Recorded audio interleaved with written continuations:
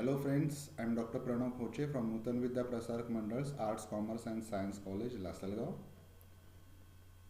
We have been discussing figures of speech from some days, and today is the last part of this topic, figures of speech. In today's lecture, we are going to discuss irony, symbol, synaesthesia, climax, anticlimax, and imagery. Then we will have covered all the major figures of speech in detail. Irony is a way of saying one thing when the contrary is intended or meant. Contrary means opposite. So you say something but you mean opposite. Poets, novelists, all literateurs, all writers, they use irony in their literary pieces. Generally, intention of irony is to satire or to criticize a particular folly, say in a society or in a person. Therefore, irony is used. So it's a way of saying one thing when the exactly opposite is intended or it is meant. In this figure of speech, an idea is communicated in such a way that what is said is the opposite of what is meant. Therefore, like paradox, you need to listen to irony or you need to read such ironical statements at least twice. If you are an avid reader of literature, then you get to know irony immediately. See friends, we use irony in our day-to-day life as well. Suppose you have committed some mistake, then your parents may say, "Oh, you have done such a good thing or you have done such a great thing." But here they do not mean that you have done something really great, but rather they are speaking ironically. So in our day-to-day life also we use irony. One of the famous examples of irony comes in the very first sentence of the novel The Pride and Prejudice by Jane Austen.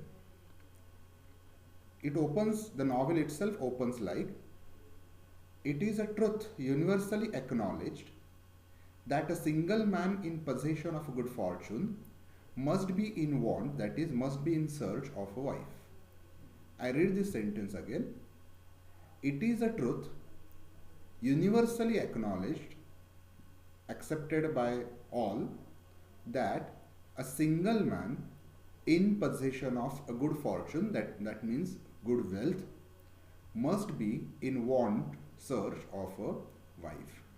Now we will see how this statement is ironical. Now we will see why this particular statement becomes ironical. It can be called a situational irony or contextual irony. The socio-cultural situation in 18th century England was exactly opposite of what this statement or sentence suggests. Now, the women in 18th century were dependent on men. Even in the continent of Europe, the women were dependent on men for financial matters. As they could not earn money on their own, they would not do any job or they would look down, right? So the women were completely dependent on men as far as financial matters were concerned. Therefore, most of the parents of young women were in search of bachelor men with good fortune. So the situation was exactly opposite what this sentence says. The sentence says that a single man, that is unmarried man, in possession of a good fortune must be in want of a wife. But the situation was exactly opposite. The parents of young women or young women were in search of bachelor men with good fortune because they had no source of income of their own. Therefore, you must have understood this sentence becomes ironical. Almost all novels of Jane Austen, a prolific writer, so in all novels of Jane Austen, you see such kind of statements and situations that depict the world of men and women. The next figure of speech is, or device we will rather call, is symbol. A symbol means one thing standing for or representing another thing beyond itself. Please concentrate here, friends, that a symbol means one thing standing for or which represents another thing beyond itself. This is important. So it stands for something else other than itself. It can be a word or a phrase or an object or anything having a complex, acceptable or familiar meaning. So, according to this definition, to be a symbol, that particular object or word or thing must have a complex meaning, it must be acceptable, and it must be, that symbol must be familiar. It must have familiar meaning means that symbol must be familiar to other people. Right? I cannot myself symbolize something representing something else. So this is the common definition of a symbol. For example, from our school days, we have been reading this or we have listened this, that a dove is a symbol of peace. This is a dove, right? So dove is a symbol of peace and rose is a symbol of love, especially a red rose is a symbol of love, right? So these are the common symbols used in social parlance, public parlance, used widely by public. You also know that a skull and crossbones is a symbol of danger. It stands for danger, right? So these are the common symbols used by public. Now, poets use common symbols as well. For example, we know the line very well, my love is like a red, red rose. So obviously the red rose becomes a symbol of love in that poem. But some poets use conventional symbols like dove or red rose as well as private symbols. They also use private symbols. Now what do you mean by private symbols? They are the symbols used by those poets exclusively in their own poetry, right? So are mostly developed by poets in their own works. So these symbols may not be known to common public, but those who read the poetry of particular poets, they understand that symbol, they come to know about those symbols to be specific, to be related to that poet or their works. Poets employ symbols when they want to. Why do poets use symbols?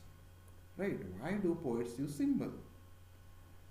Poets employ symbols only when they want to express their understanding of something which is not directly observable in the everyday world. Rather, poets use figures of speech specifically for this particular intent or this particular purpose. That they want to express their understanding of something which is not directly observable in the everyday world. So they want to, by using symbols, they want to point out those things which have escaped our attention, common people's attention, and therefore to attract our attention to that particular escaped thing which might be escaped from our eyes or from our senses in day-to-day world. They, poets, use symbols. For example, W.B. Yeats in his poem The Second Coming uses a falcon to represent a man who is going away from his falconer, that is God or his own soul. In the poem The Second Coming, Yeats uses falcon. Falcon is this bird of prey, right, who hunts, who preys small animals or small birds. He uses falcon to symbolize or to represent a man who is going, the falcon is going away from his falconer. Here, falconer stands for God, or it can stand for man's own soul. The lines are like this: turning and turning in a widening gyre, the falcon cannot hear the falconer. Things fall apart, center cannot hold, mere anarchy is loosed upon the world. So in these lines, falcon and falconer, they are symbols. You know, in some countries like Saudi Arabia or in some African countries, the falcons are pet birds which are used by their handlers, which are used by people for hunts, for hunting small animals. So falconer is the person who handles that or who commands that falcon. Now the situation W.B. Yeats uses through these very effective symbols, that falcon, that is man, he is turning in widening gyres. He is flying in widening gyres and he is going away. He cannot listen to his falconer. He is going, that man is going away from God or his own soul. So this particular symbol, through this particular symbol, Yeats depicts the modern world and man's condition in this modern world. Another effective use of symbol is given here. Walt Whitman in his poem The Noiseless Patient Spider. The noiseless patient spider uses a spider as a symbol of creative process. He also uses spider to symbolize a man's soul. So here he imagines the spider in his web, and he uses this particular image or symbol to represent the creative process, to represent the soul, the human soul, or more specifically, artist's soul. The next figure of speech is a bit unusual one. It is called synaesthesia, or alternative pronunciation is synaesthesia. Synaesthesia signifies the experience of two or more modes of senses. Two or more modes of sensations when only one sense is being stimulated. This definition I have taken from Glossary of Literary Terms by M.H. Abrahams. So this signifies the experience of two or more modes of senses or sensations when only one sense is being stimulated. In literature, the term is applied to description of one mode of sensation in terms of another. So the poet or any writer uses one sense, but he wants to stimulate through that particular sense other sense as well, another sense as well. We have five senses, right? The sense of sight, the sense of taste, the sense of touch, the sense of hearing, and sense of smell.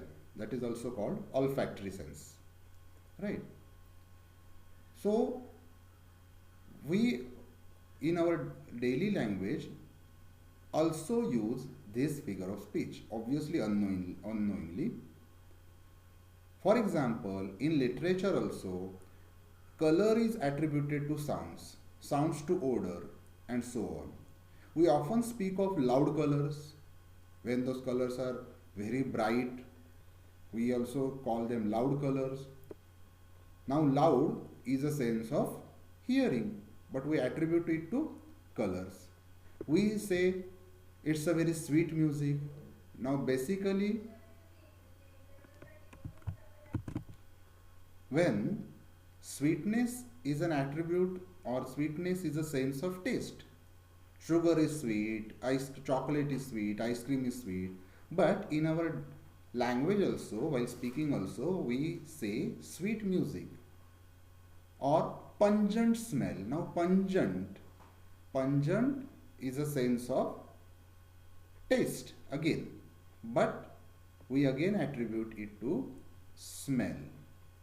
In this way, we use synaesthesia. Therefore, it is also called sense transference. We transfer sense of taste to sense of hearing, sense of hearing to sense of sight, right? In this way, synaesthesia works. John Keats is a master poet who uses this figure of speech brilliantly in his many poems, right?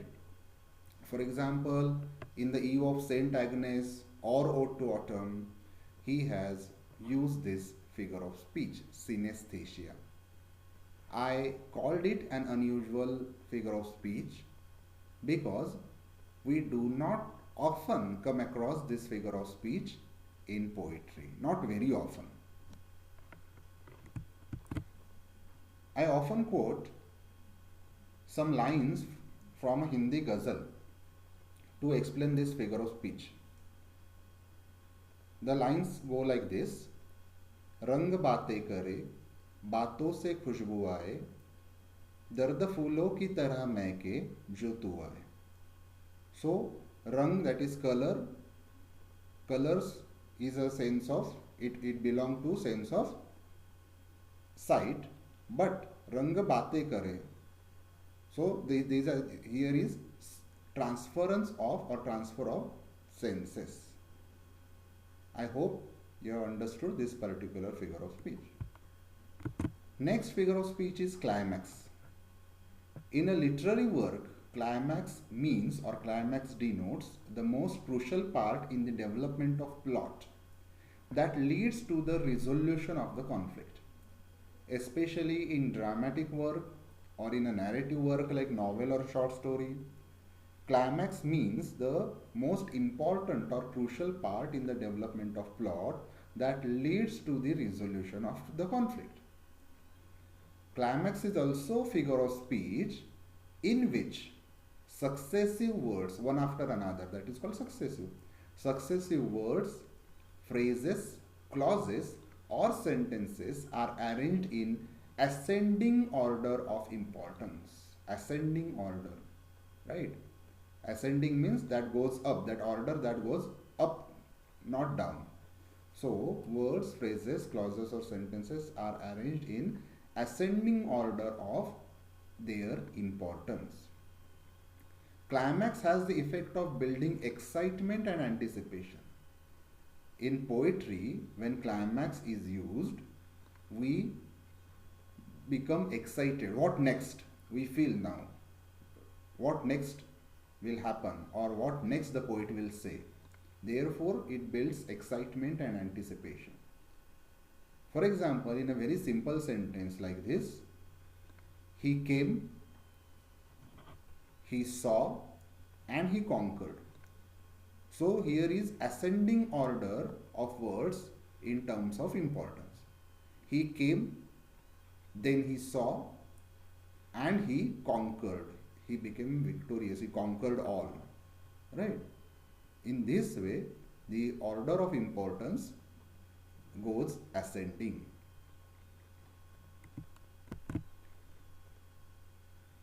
Anticlimax can be called a figure of speech that is opposite to climax because it denotes writer's deliberate drop from the serious and elevated to the trivial and lowly in order to achieve a comic or satiric effect. In climax, what happens? The writer deliberately goes from low to high point. In ascending, writer goes in the ascending order. He writes words or phrases or sentences in the ascending words of importance. But here in anticlimax, it is writer's deliberate drop from the serious and elevated, that is high, to the trivial, that is unimportant and lowly, in order to achieve a comic or satiric effect. So while climax is used for serious purpose or to achieve serious uh, effect, anticlimax is used exactly for the opposite effect, that is comic or satiric. Anticlimax also refers to a figure of speech in which statements gradually descend in order of importance. While in climax they ascend in order of importance, here they come down in order of importance. Unlike climax, anticlimax is the arrangement of a series of words, phrases or clauses in order of decreasing importance. Decreasing importance. Here you will also, you should also note the size of the letters.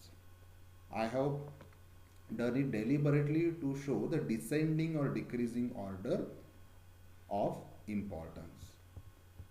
So, first example is he lost his family, his car and his cell phone.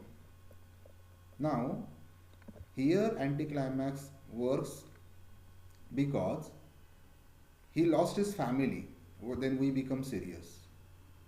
So most important thing, he lost his family. Then the decreasing order of importance, his car, and at last his cell phone.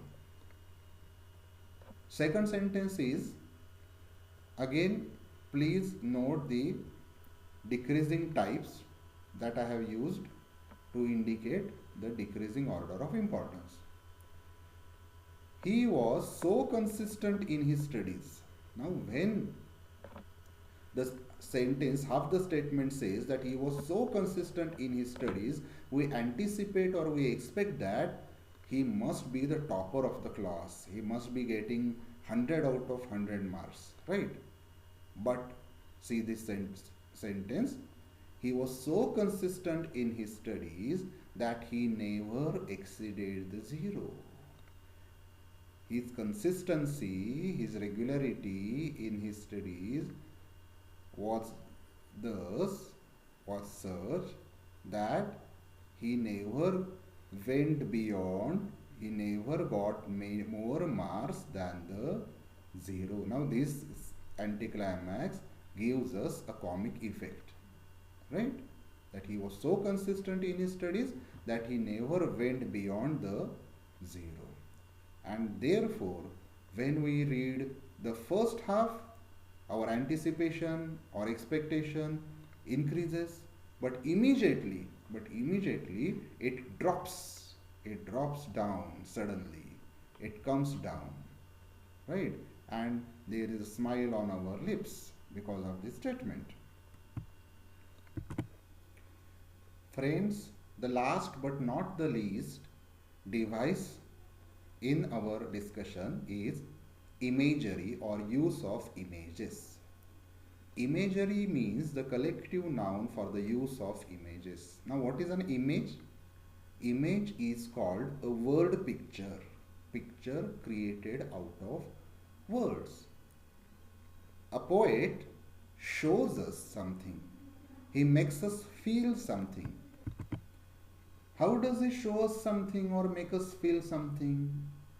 Obviously through the use of words. And this use of words is called an image, or the collective noun for images is imagery, the use of images. Imagery means the use of figurative language broadly. Broadly, it means the use of figurative language to enrich the poetry and prose by conveying, as I earlier said, word pictures. So, please remember, friends, an image can be shown through simile or through a metaphor or personification or transferred epithet or any figure of speech. Therefore, broadly speaking, use of imagery means the use of figurative language to enrich the poetry and prose by conveying word pictures. Such use arouses readers' imaginative and emotional responses. Either reader starts imagining or he develops some kind of emotions by the use of imagery. Imagery as well as provides vivid or clear description. A very clear picture comes in front of our eyes. We can visualize something that the poet wants to show us through imagery. For example, when we talked about symbols, there is also an image. So when we talked about symbols, the image of falcon circling in the sky in the widening circle, flying in the widening circles, comes in front of our eyes. It comes in front of our eyes because of the effective use of imagery by W.B. Yeats. Imagery as a component of poetry covers concrete objects. When it is used in poetry, it covers concrete objects. It covers actions and feeling in a poem through the use of simile and metaphor and simile poetic devices. So imagery covers these poetic devices, especially simile and metaphors. It is not only a decorative feature of poetry. Use of imagery is not only for decoration. Obviously, any figure of speech beautifies the language of poetry, it makes it more impressive, effective, etc. But it is not only a decorative feature, it is rather central to poetry. Use of imagery is very much central to poetry, because it helps the poet to achieve complexity, intensity and force in his verse. Now friends, you know that, or you may agree with the statement that poetry is complex, but at the same time we might like poems that are very simple, that are very easy to understand, written in very simple language, straightforward manner. But in a real sense, complexity is something that makes the poem more beautiful. You may not agree with this statement right now, but as you will read more and more poems, you will understand that more complex the poem is, more we have to scratch our heads for meaning, more we have to think about its denotations and connotations, and therefore that poem becomes more beautiful, because such poems which are complex, they give you new meaning every time you read them or recite them. So imagery is central to poetry because it helps the poet to achieve complexity, intensity and force in poetry, force in verse. It has significance, it has importance in poetry because poetry is an art of indirection or indirect statements. Poet does not impose his or her meaning on you. No. Though W.B. Yeats has said that Faulkner he has used falcon and falconer, but you can just say he's talking about falcon or falconer, or you can say falcon is a man and falconer is a god, or you may say that falconer is man's own soul, because there are unlimited possibilities when you come to the meaning of poetry. Always remember this. So it has this imagery, use of imagery is very important in poetry, because poetry is an art of indirection or indirect statements, not direct statements. Most of the poems, I will say, they suggest something. This suggestive quality of poetry increases through the conscious use of imagery. As we have been saying this from our first lecture of figure of speech and definition of poetry, that poem has, or a good poem has, always a suggestive quality, and a poet uses figures of speech very consciously, right?